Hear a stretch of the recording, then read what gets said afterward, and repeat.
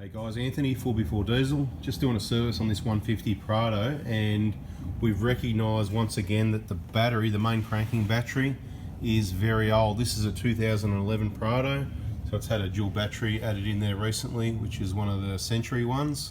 So to match it up with a new cranking battery, we're going to put also another Century. Probably the best value for money way to go for a battery. Just want to say these are really good. These last ages. Normally, look, the average life of a battery is around sort of 4 or 5 years. These do generally last longer, especially if you look after them. I've seen them in vehicles up to around 7 years. Probably this one's about 8 years old, I think. Not advisable because you're going to get caught out. So look, it's time to change this one. We're going to do that. Let's have a look at the battery we're going to put in there. So the chosen battery is the Century Ultra High Performance. Comes with a 24-month warranty.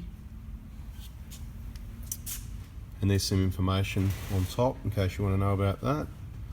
Okay, so when you go to install a new battery, you want to disconnect the negative first and then the positive, and it's pretty easy swap out, so let's do that. Okay, so as I said, you want to disconnect the negative first, and the reason for that is the negative's earth to the vehicle, so if the spanner touches the body like that, it's not going to cause an issue.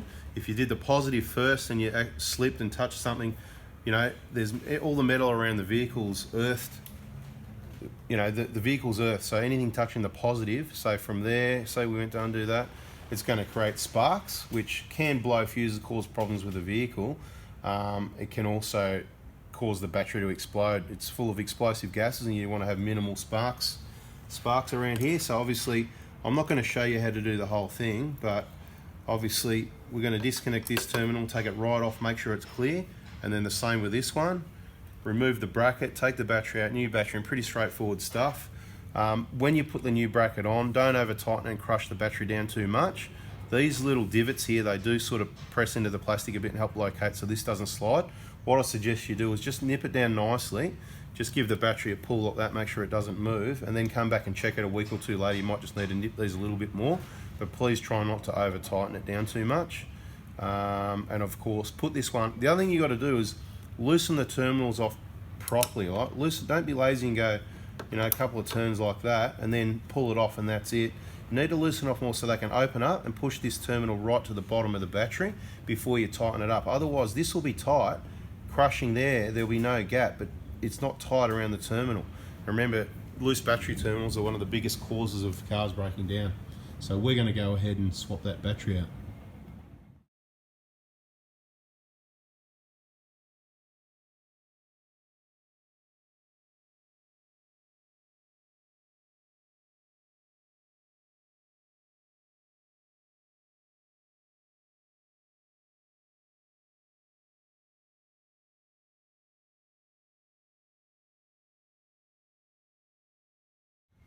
So you probably think, why do I have to do a video to show you something so simple? Well, the amount of batteries that we see, cars come in with batteries that have been replaced and they've been lazy. And like I said, not undone that. And this might seem tight because it's squashed there. See, we've got a bit of a gap there still. It's actually tight around the terminal. And the way to check it is to grab the terminal and give it a wobble like that. You know, you can get a bit of a feel by, you know, how tight it is like this. Depends what, you know, on these. I don't think you can really over tighten them. That's nice, that's not going anywhere. Don't yank on it too hard. These are just lead. All right, so job done. And as you saw in the video, we did do it in time lapse, but just make sure all this is nice and square. We haven't over tightened it to crush the battery. We've gone slowly at each side till it was just secure enough that this doesn't move and the battery doesn't move, but it may squash down a little bit over time with some heat and as it settles in. So I'd say check it, you know, you got to check it every service, but check it in about a week. That's how you install a battery or replace a battery. Thanks for watching.